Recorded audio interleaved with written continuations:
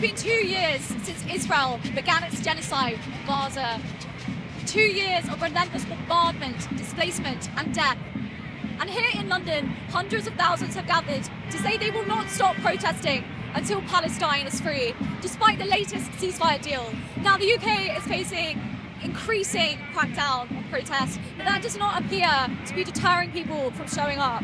I'm protesting today because I think it's really important that we still stand up for the Palestinian rights, especially since ceasefire is not the end of the story. They've called this, but under conditions. Why should a genocide be ended conditionally for people who have been going through it? I really don't understand. I just think it's completely unjust. I'm actually Jewish myself. I've got family in Israel, and I remember going on my first protest. I went in protest in the past, but for this conflict, the first protest that I went on was very emotional for me, coming from this conflicted place of being Jewish, witnessing what's being done apparently in my name by my people.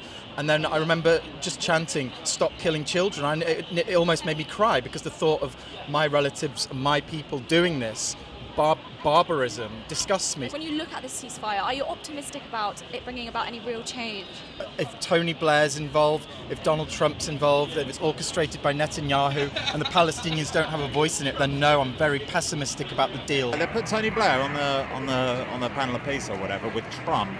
Like, you speak to people in Britain, it's like, oh, Tony Blair, yeah, he knows the Middle East. It's like, yeah, he invaded Iraq. That's why he knows the Middle East. So I'm not optimistic. I'll be honest, I'm feeling highly suspicious. Trump's not a name that I associate with peace or equality or justice. I don't think that anything that Trump has to do with anything in the Middle East, or Tony Blair for that matter, will bring any sort of peace to anyone in those countries. I'm not hopeful for what he has in store, to be honest. Okay, and as someone who protests, do you feel like your right to protest is under threat in this country? Absolutely I do. What is going on? I saw on the news the other day, I've forgotten her name, saying just because you have a freedom doesn't mean you need to use it at every point in every day. The new Home Secretary? Yeah, so what kind of freedom is that if you can't use that right? That's completely not how it should be. Yeah, I think what they've done with Palestine actually is terrible. It's draconian, it's completely invalid, and it should be illegal.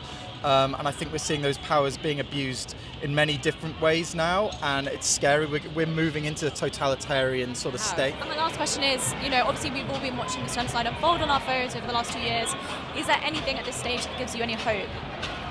The resilience of the people in Palestine is the hope that I have. The fact that every single day they are still fighting and using their voices, even when they have been told so many times that they absolutely should not be doing that, and still resisting the apartheid of Israel, it really gives me hope. In a weird way, it's brought hope because so many people are coming together on this issue. It's like some of these things that we didn't think we'd get a chance to change.